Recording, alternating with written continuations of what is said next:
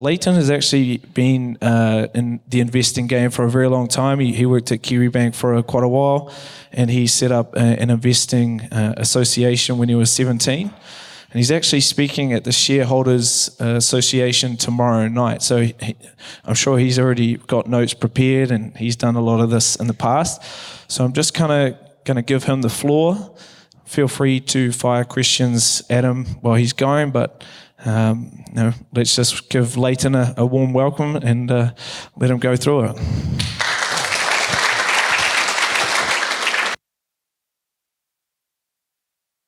All right, I'm good. Can you hear me all right? Oh, cool. Hi, everyone. It's a little bit of a surprise to have me here, a little bit of a surprise for me to be here. I got told like 35 minutes ago when Brooke and I hopped off our flight from Wellington, and she was just like, there's no way I can do this thing tonight. And she didn't look like she could. And I was off work on Thursday, Friday with the same thing she's got now. We're also married, as was sort of mentioned earlier, so maybe I'm to blame there, but there's certainly a lot of people in our office beforehand that's to blame for me being in this situation. Anyway, I'm super stoked to be here and love talking about investing, and I hope I can make the night just as enjoyable, and I'm sure that Brooke might get a chance to come and share her story at some point as well. So I'm just going to share a few stories, really, and I'd be really happy if anyone just wants to interrupt any time or chuck in any questions you've got. I like telling stories, and I think the Sharesies one is pretty cool, and it also partly goes back to a few things I did when I was 17, and it's extremely relevant at the Auckland Investment Club, given something that I did when I was 17, and one of the catalysts for ultimately starting Sharesies was, I guess, what we ultimately called our proof of concept that $50 a week could mean something over time, and then that's exactly what we did. So Sharesies, has anyone not heard of Sharesies, or it would be a little odd given you have not heard? All right, there we go. I thought given who the speaker was going to be, but so Sharesies is an online investment platform. We're just turned 2 years old, actually. We have, I think, a little over 53,000 investors now using our platform. They've invested just over $70 million. And our growth has gone, I think it took us about 12 or 13 weeks to get the first $1 million under management. That's always the hardest one to get. And now we grow by $1 million roughly every day. And in the last few weeks, we've had some big announcements. So we've sort of leveled up in the regulatory world of things. We've become a licensed broker in New Zealand. The first one in a very long time. I don't actually know what that time frame would be. So we're an accredited, what you call a trading and advising participant, a clearing and settlement participant, and a depository participant of the New Zealand Stock Exchange. So what that means is, firstly, we have a lot more checks and balances in place, and I guess a lot more attention heading our way from different places and really growing up a little bit. And secondly, it means that we can offer, in the Sharesies way, everything that's available on the NZX. So for the first time ever, and this is still true for probably most countries in the world, but through Sharesies on the New Zealand Stock Exchange, you can literally put 1 cent into any company on the exchange now, and the fee for that is 0.00005 of a cent. And previously in market, the cheapest fee to trade an individual stock on the exchange was $15. And that was just for anything under $1,000. So we've got lots of plans moving forward, and I'll talk to them in a little bit. But how the company came about was there was a few of us working at Kiwibank, and we're a bit unusual in the fact we had 7 co-founders of Sharesies, and 6 of us ultimately went full-time, and it's sort of and John, as it turns out, unbeknownst to us at the time, was just about to have, had just found out they were pregnant, so that's why he decided not to quit his job and come on this little crazy adventure with us. But Brooke, Sonia and I were both working for Kiwibank at the time, and this thing called the Kiwibank FinTech Accelerator popped up. And we were, at the time, like, I'd been looking after a home loan portfolio for the last close to 5 years, home loan and business lending portfolio. Some quite large numbers in that world, and sort of got to a place I thought I was really happy with. And in my opinion, I had the best job in the bank. I was at Kiwibank. The home loan portfolio was like an absolute huge percentage of the overall revenue and business there, and it was just such an epic job to have, and I couldn't really seem much past that for me there anyway. And so Brooke and I and a couple of other friends, Martin and Richard, who I hadn't really got to know too much, were looking to join this Kiwibank FinTech Accelerator and start a company. And then on the other side, Sonia, who's another one of the co-founders, and Ben, her partner, who's the founding designer at Sharesies, and John Scully were chatting, and the idea they were talking about was Sonia's frustration that she couldn't invest with like $50 or something. She felt like she never had an option to go try this thing, that she felt really blocked out of. And I think the way it was originally said to me was like, why can't I just do this like I buy PushPay, which is, I just go buy bundles of, not PushPay, sorry, Power Shop, like you buy power. So anyway, John is a really close friend of mine, and Sonia and I are also working on a project at the bank at the same time, but John said, look, we've got to go chat with Leighton about this. He's got this investment club, and they put $50 a week in, and like maybe there's something in that we can start to bring together. So at some point, all 7 of us ended up in a room at Kiwibank, which was very nice of them, and we had a lot of coffees over that period, and ultimately decided, well, we think we've got a pretty epic idea here, or it's certainly an epic problem. At the time, there were some big headlines in the media, like, I'm not sure if anyone even realised them if you weren't, and I mean, it's hard not to realise the lockdown of the property market stuff if you're living in Auckland, that's for sure. That was one of them. The second one, which had just come out, was the avocado and toast and millennial thing. And it's like always been a gripe of mine. Like I've always hated that someone tells me I can't have my coffee and that's why I can't afford a house or something like that. It's like, it's ridiculous. People have had coffee forever, and they've always been able to have avocado and toast and the odd brunch if they want. Like this, it's not what's locking us out. There's other things here. And yet we've got this massive enabler on the other side, which is technology that just hasn't been utilised at all really in financial services. And the buy-ins were so massive. So we had this massive problem, and we spoke with a few hundred people about it, and really resonated with them as well. So ultimately we quit our jobs, and Brooke, Sonia and I did, to start and join this FinTech Accelerator.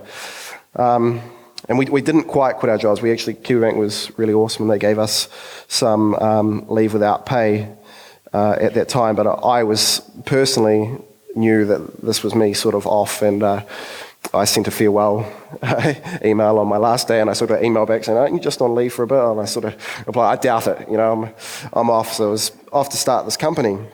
So we went and we joined the accelerator, and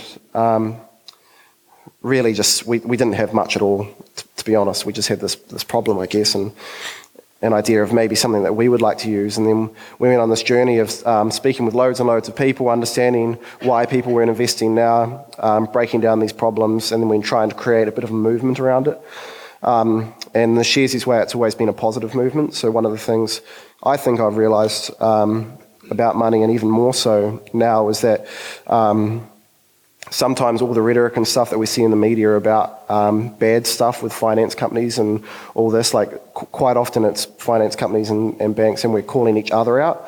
And I think sometimes that's really warranted and that's relevant, but other times it's just completely damaging to the whole industry, because what happens when people who don't understand finance read this stuff, it's not like, oh, okay, for want of a better word, ANZ's done something bad, I'm going to go off and go with Kiwibank, because all they see is banks done something bad, all banks are now bad. And we just really wanted to create some more, there are good people out there trying to work hard, and actually a lot of constraints with this industry that probably it's time they were challenged. So we came down to 3 real problems, I suppose, and that was that people left out. They were jargoned out, so all the terminology and stuff used in finance, and I was completely guilty of this myself. In fact, I was telling the story to some people last week, to some university students, graduates, and like I'm a little embarrassed to say it, but it's true. When I first went to my first pricing committee at the bank, I remember being completely overwhelmed by jargon, and I used to have to attend this every week and sort of fight for the rates that would ultimately put out as the headline rates for the bank. And and you get these hedging things, you get swap rates. I can't even remember what the words were now, but within like a month, it's just everyday language for you. And I legitimately remember feeling a little bit proud when the next person came in, and I could just see the confusion on their face. It's like, I understand this now, and you don't. And it's like, and I just think that's such a bad way to be, because everything is completely able to be plain languaged, and it's one of the challenges when I ever chat to banks and stuff now that I give them. It's just like, just use the normal words in-house as well, because you don't know how much has just been lost within your own organisation by people not even understanding what's going on with your acronyms. And we wrote this great blog. It was called What WTF is an ETF when we first launched, and that joke always fell flat when we presented everywhere, similar to how it has just now. But I think there's so many so many acronyms and stuff out there that we're just trying so hard to break down, because most things are just things we experience every day in life anyway. And anyway, I can't quite remember how I got onto that little angle, but I'm going to take off back to where we were in the accelerator. And so I said jargoned out, right? Geez, I really took off on that one. Sorry about that. So at the left, we had the left out one, which is the people were just targeting the wealthy few. And there's actually, to see a private banker in New Zealand now, I mean, it's probably a couple of $1 million that you'd want to be having to see a wealth manager. Unless you've got some sort of promise, you're still looking in the $500,000 to $1 million marks. I mean, these are massive buy-in amounts that I could just not have faith in at all, particularly as a 17-year-old when I was trying to start my investment club. So it's just been left out, and the reason for that is it's become uncommercial really to have balances lower than that, because I guess people have got a little bit confused about where we're adding value in these processes. Yeah. So I want to kind of give you a little bit of a tangent to go on. So one thing I think that people really want is the meat and the veg. So let's talk specifics, if you can, on investment philosophy and potentially even what you think about when you're managing your money and allocating your funds. Are you looking at dividend stocks? Are you looking at ETFs? Are you looking at the overseas funds? Are you allocating? Using more jargon than I'd ever use in my own. No. Seriously though, but sorry. I think that you can assume that in most cases, a lot of the people here know that stuff. Oh no, completely. I'm just saying, like, I also know that stuff, and it's not how I consider anything investing, and I don't necessarily think it's the best way to. So what I do think the best way to is firstly thinking about investing in something that you're interested in. So it's like, investing, if you're not just doing an index play, which is, the math is basically proven now, go for the US 500, and but sometimes that's not enough, because investing is more to that. Like, people aspire to be an investor. You don't aspire just to have an index play, I don't think. And people aspire to be able to use the words like you've just used in, like dividends and all this stuff, and understand what that means and what ways that they might drive different things. So I've always thought the biggest and most important thing is finding a way that can drive your right behaviours. So what is something that excites me that makes you want to put your money into this? And there's all spectrums of this. Like, you've got communities like the Mustachian type community, which is, I think they use the word, but it's sort of like, it's like a frugal type way of living, and it's got a huge motivated group behind it, and that's what really drives them and motivates them. It's like, how can I save $1 here, and they become investors out of that. And then there's people like me who I would say on the other extreme, it's like, the reason I started an investment club is because I needed some sort of peer pressure to make sure I could save $50 of my pay a week, because there wasn't no way I was going to do it by myself type thing. Like, I needed other people in there with me. So like, the first thing is identifying the behaviours that are stopping that right now. And so this is sort of for the first time investors. The way is like, well, how do I get started? Because it might be the fear of trying it. It might be overcooking and how important this in your head. I think a common myth I hear is, I might lose it all, or I'm scared of losing it all. Firstly, who really cares about losing $50? Like, people throw that away on a t-shirt and something all the time. But secondly, it's so rare that, I mean, you're talking in tiny percentages here that you might lose all your money. I think in the GFC, indexes were down at their worst sort of 30%. So as long as you're achieving some basic risk principles around diversification and stuff, then some of that can be really managed. So, and then for people who aren't just starting out and that's continuing, it's like, well, how do I make myself do more of that? How does it become a thing that I want to do more? And I think, like certainly in my friend group, that's about talking about the investments that we're making. It's trying to get in behind and sort of voting with our money on companies that we support or that we're really passionate about.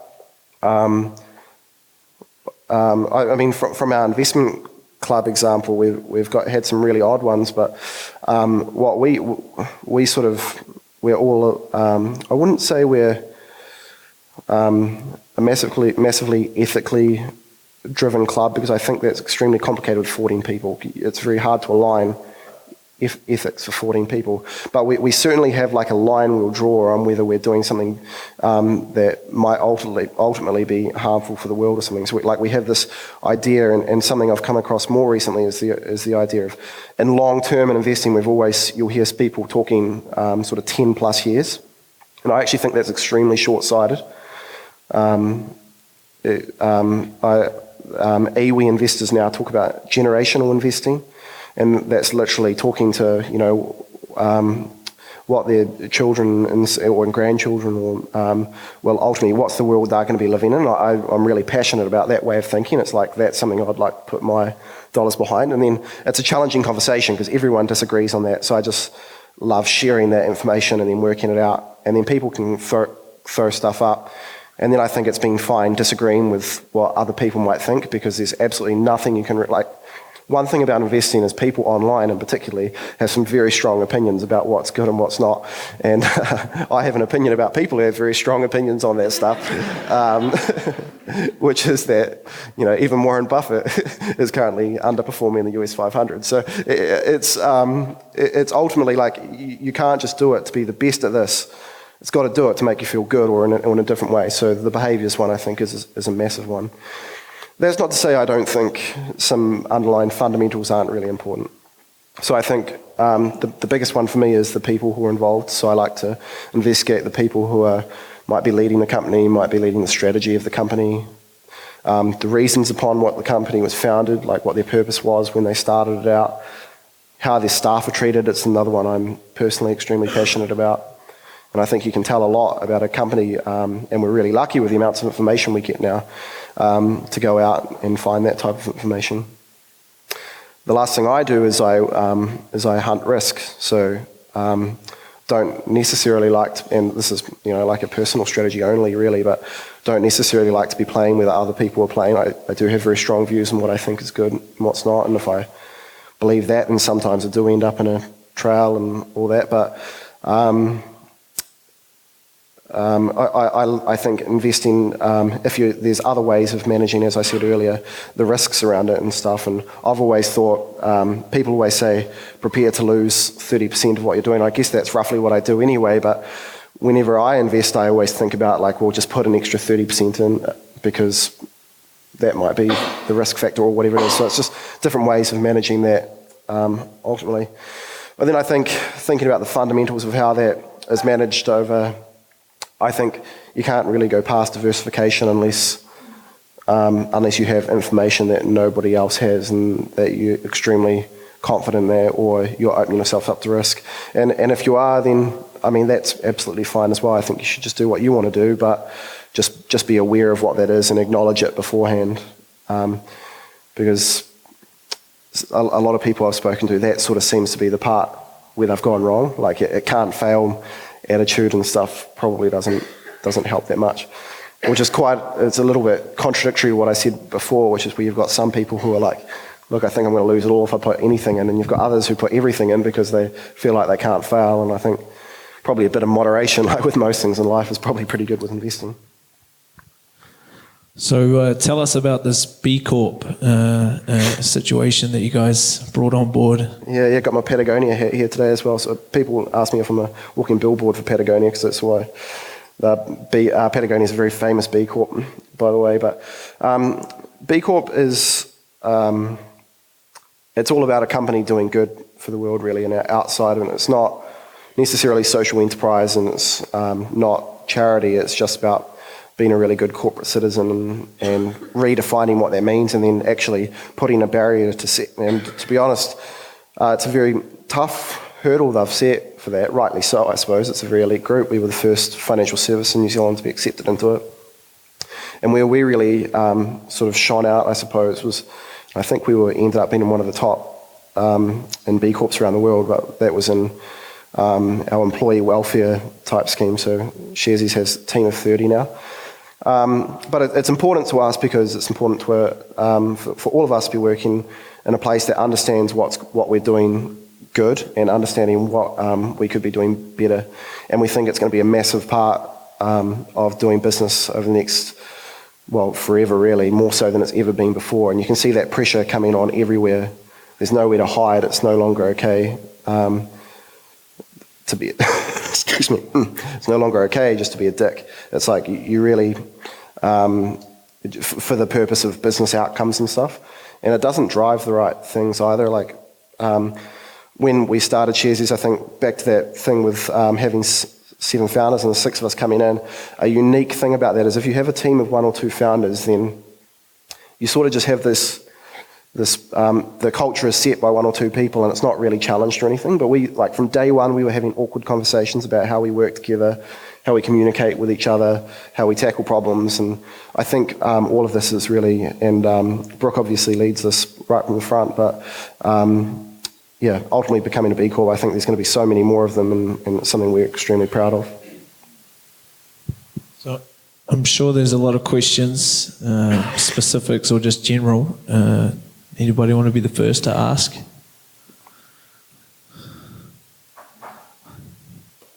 What are the challenges of not having humans when they're buying something with shares? You got your tech, right?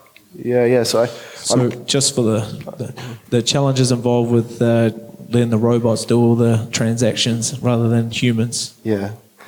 I think the first one is we were the first really to do that on the New Zealand Exchange. New Zealand Exchange has some intricacies, I guess you could call it, purely because of its size. Excuse me. I mean, generally, I think there's lots of amazing things about. I mean, the computers tend to get it wrong much less. That's for sure.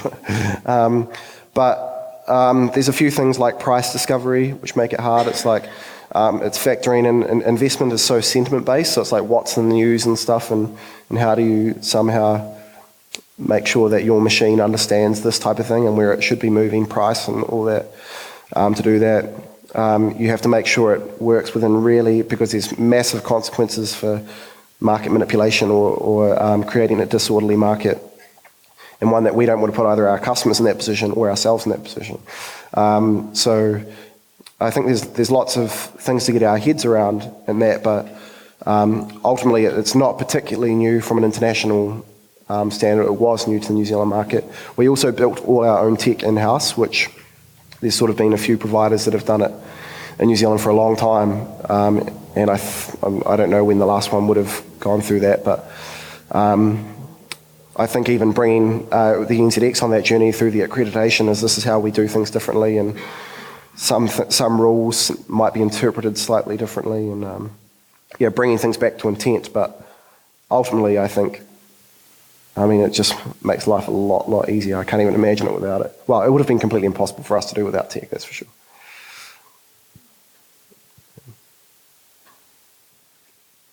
Any other questions?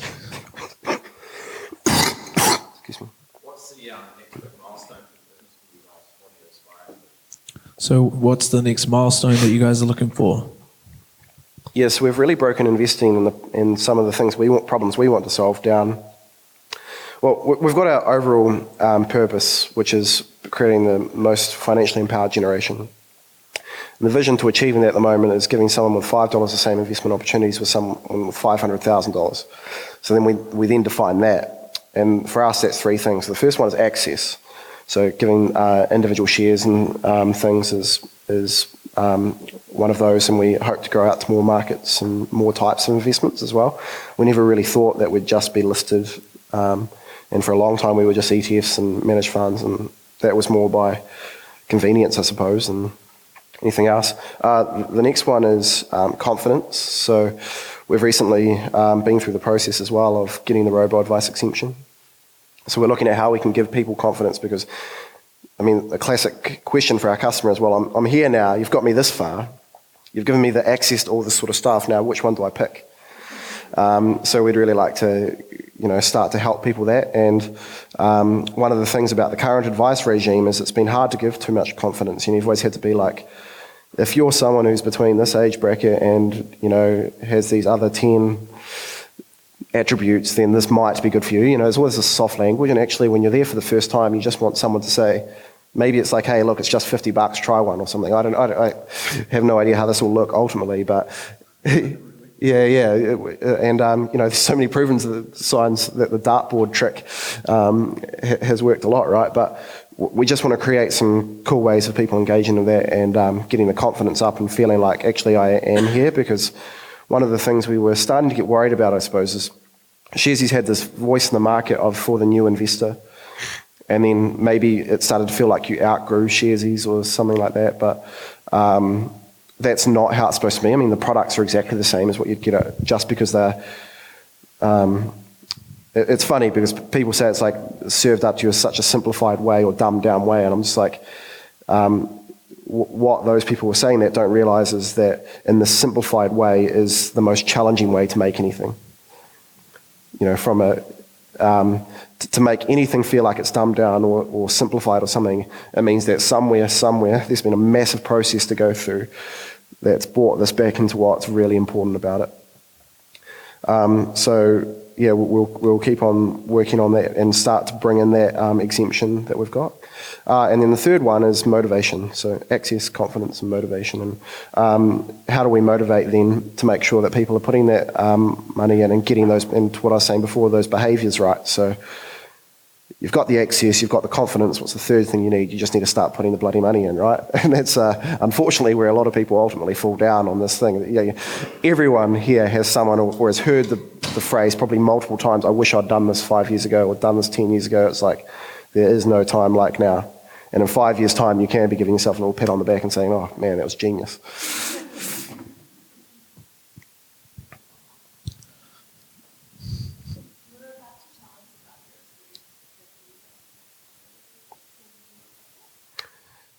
Kiwi Bank Accelerator Program. Yeah. And maybe after that you can talk about TradeMe as well. Yeah, cool. So the Accelerator, it was a great experience for us because, well, I think the first thing is it was a start date.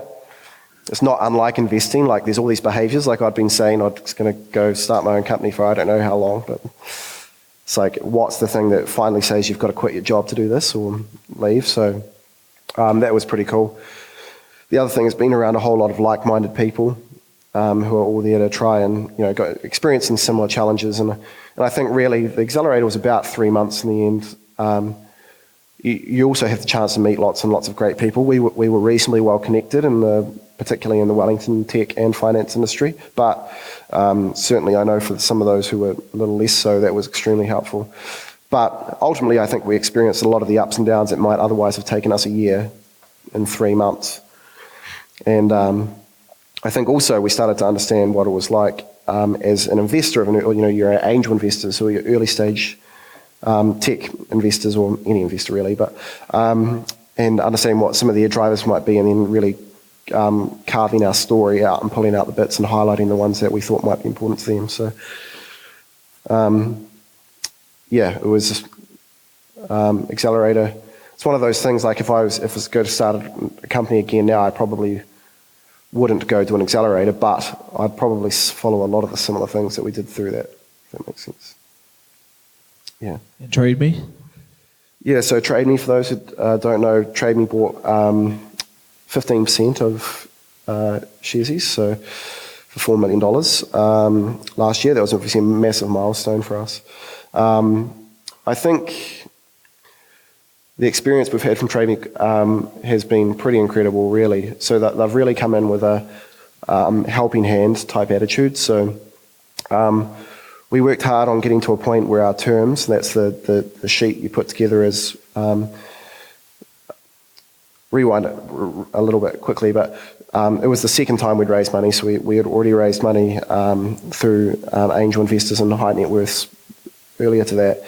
And one thing, we'd always had this idea that we wanted to make sure we were in control of the company. or it didn't, like for seemingly small decisions, we didn't want to have to go out and get lots of, everyone to vote about random sorts of stuff. So basically within our constitution, the board, which is Brooke, Sonia, myself, now Alison Geary, and Lisa Stewart, effectively have quite a lot of control over what can happen, and it basically streamlines a lot of stuff. And I also think from an investment perspective, it's the only way I would invest, because ultimately when you invest money, you're investing in this founding group. Normally that's like what you're doing it for, because you believe that they might be able to turn this thing that's nothing right now into something. And if it doesn't turn into something, it's nothing anyway. Nothing's still nothing, regardless of whether you had a say in that or not. So that was cool. Yeah, anyway, so TradeMe is the second round, and we worked hard to get to a similar point with them, basically, and we've been really well supported through that. It was a reasonably long due diligence process, which I think was healthy for a company our size to go through. I think having that brand behind us maybe started to get people putting a little bit more, trusting the company a little bit more, because TradeMe is obviously so gigantic, and there's lots of horror stories about having corporates invest into startups, and I can just say ours has been the complete opposite. It's been really cool. So you've been part of an investment club, a personal investment club for a long time. I think you said something like 14 people. Yep.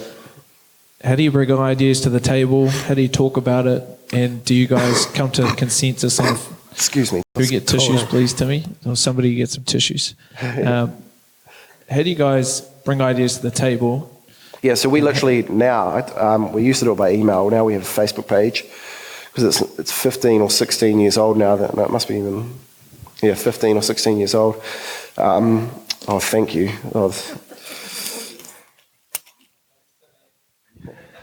Thanks, Timmy. Excuse me, teams.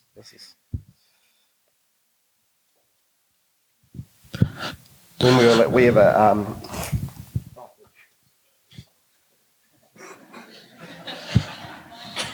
So on the individual share side, so in the last couple of weeks, I saw that Sharesies released that you could buy individual NZX stock. So I was just part of the beta group, and I went and signed into my Sharesies account, and I bought a $2.36 share of Air New Zealand. So it was kind of the first time I've owned an individual stock in my name. Done a little bit with Xero a long time ago, but it's pretty cool. Within like a minute, you can go and pick a stock you want and buy less than one share of it if you want. So if you haven't already tried that, hopefully that's opened up to everyone. It is, yeah. Yeah, we did. I think we've now done over 50,000 trades and about 5.5 million, I think. So last week was when we launched that.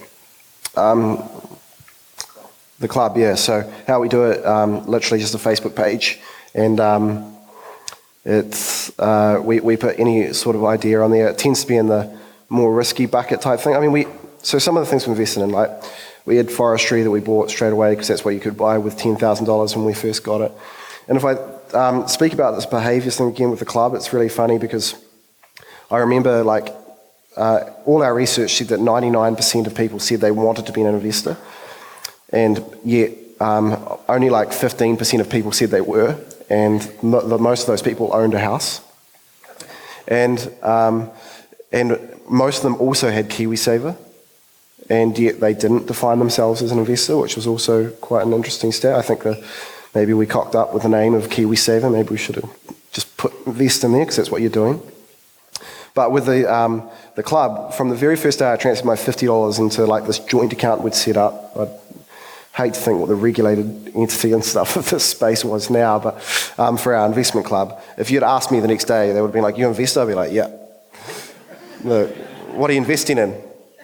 "Yeah, we're going to." It's like, I don't even know what the answer would have been, but there's like this different behaviour and this confidence that we had about doing it together. And then we just none of the economics about it made sense the whole way through. Well, until now, they obviously do, but I think at times when I prioritised that $50 a week over anything, because you've got to give in a lot of crap if you didn't meet your $50 a week obligation.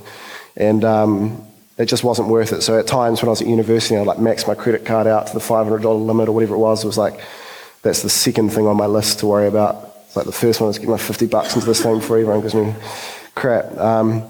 And then the other thing is just I remember we paid a lawyer to do us up a contract and all that. It cost us about $2,500, which was about the first 2.5 months of money. That was our first investment, that contract.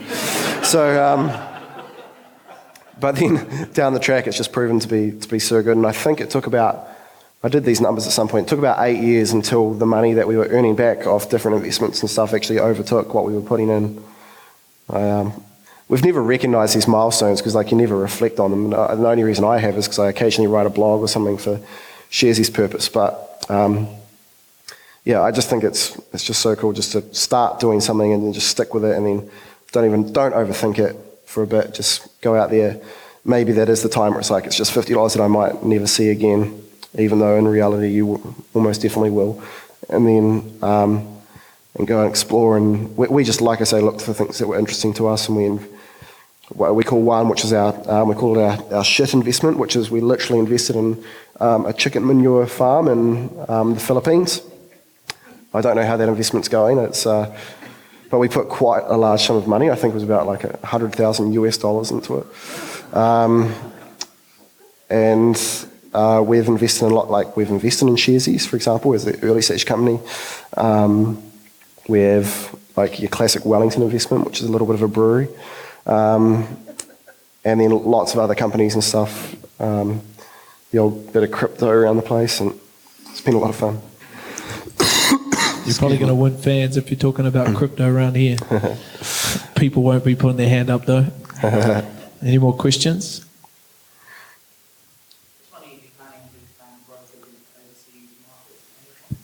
So will you be expanding into overseas markets? Yeah, we definitely we're literally. So what's been really cool about this project is it's the first time, the team's 30 now, and for the last 3 or 4 months, we've all just been working on the same thing. It's been such an exciting time, and if I'm honest, we weren't looking too much past like this hurdle of 1st of July, which was our accreditation date. But the intent was, I guess the vision's clear. The same opportunities with $5 is $500,000. So anywhere that people are locked out of those opportunities right now, we'll go try find what that demand is.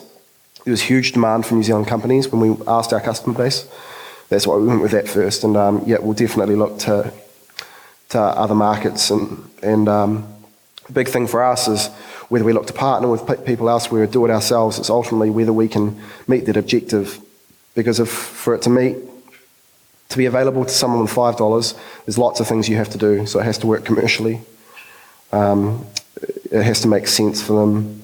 You have to be able to create a bit of a portfolio around that. Yeah, there's lots of different factors. So. But yes, definitely.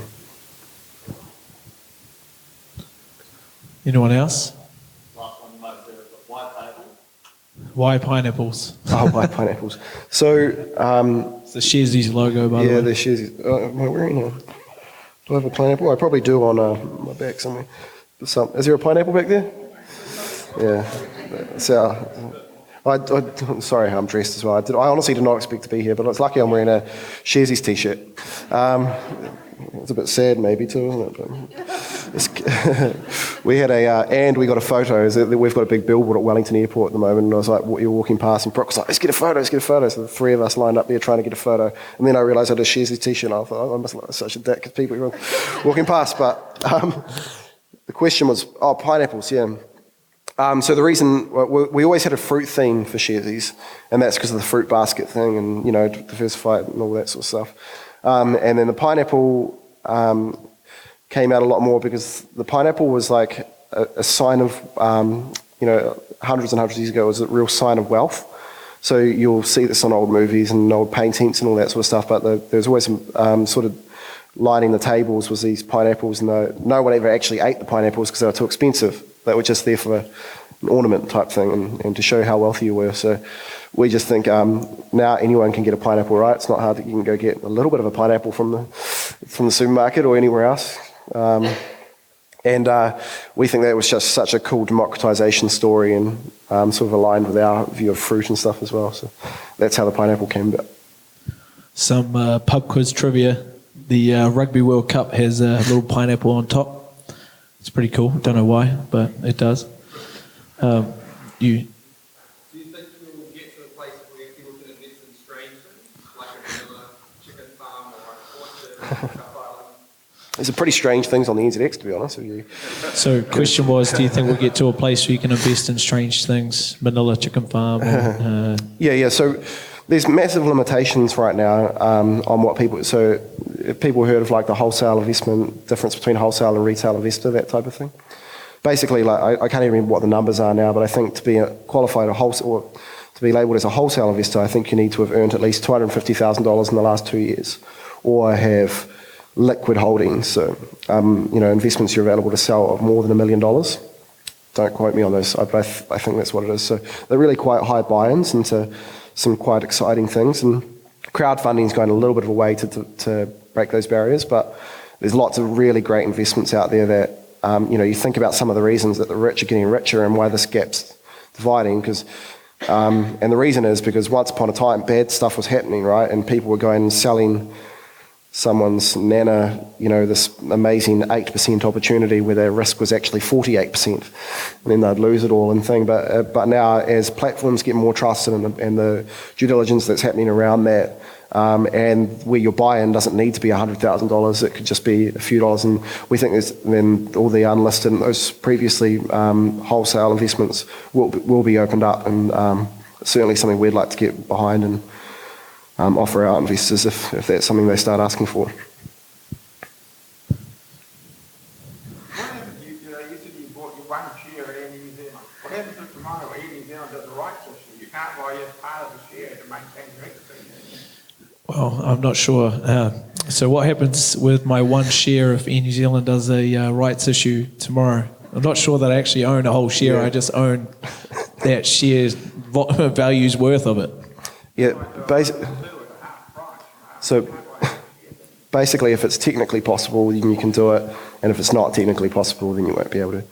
In that rights issue, to be honest, I don't even know what the answer is. We might make it possible by making you line up with someone else who also wants half a share.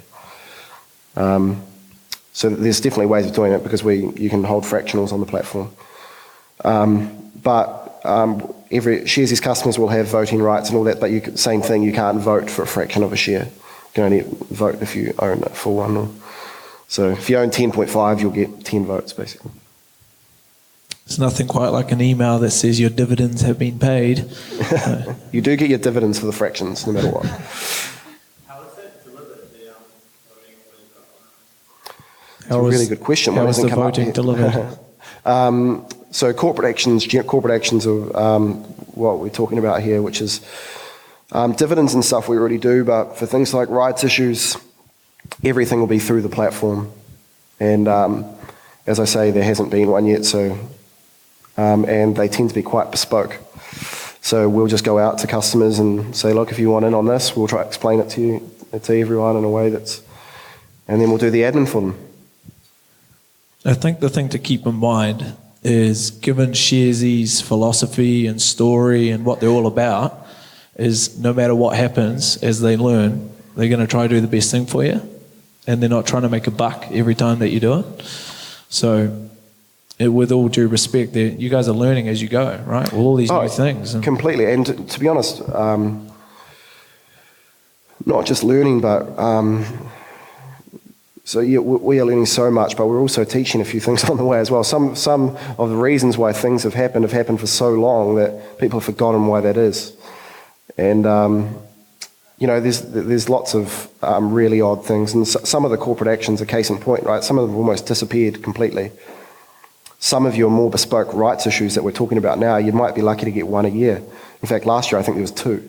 So it's really, and then ironically for us, last week there was a couple of odd ones as well. So share consolidations, which same thing, it's like the week we launched, 2 share consolidations happens, and they never happen. But lots of these things are, I guess, becoming a bit odder in these new ways of doing it. And the really exciting part is now that we've sort of got a seat at the table, if you like, as a participant, then we can have our voice as to why things might make sense or might not make sense as well, and bring a technology hat from that, because you'll always be amazed how many things have just been done because it was too hard to do them the way with what we have now.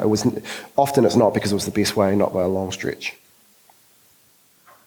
Yeah, I think what you need to remember is that you don't have to put every dollar that you're investing in with Sharesies. You can take your time with it. You can still use your old platforms, and if you want, put your money in KiwiSaver or put it in cash. You don't have to put every dollar in. We have it all, man. Yeah, go for it. And so to save your voice, maybe we can tell everyone, not just Sharesies platform, but where's the best place for people to learn more about investing? And let's say, in this room, on average, the knowledge is a bit higher. Yeah. But if we're trying to bring friends and family into the game, where should be people reading about stocks and about investing? What's your opinion? I think start with yourself and just watch the language that you're using. If you are confident in finance and confident in money, try to avoid that feeling that I explained that I had earlier, which is this one of bamboozlement for people who are listening. It's something I find come across so often now and have absolutely been guilty of in the past. There's like this it is such a pride thing being an investor, and it should feel good and stuff, but it doesn't mean other people should feel locked out just because they don't have that interest or that part of the commerce degree or something like that. So I think the first part is just taking that attitude, just give it a go somewhere. And and I think Sharesies probably is the best give it a go platform, to be honest, in New Zealand. Like just go learn a bit, read a bit. There's blogs everywhere.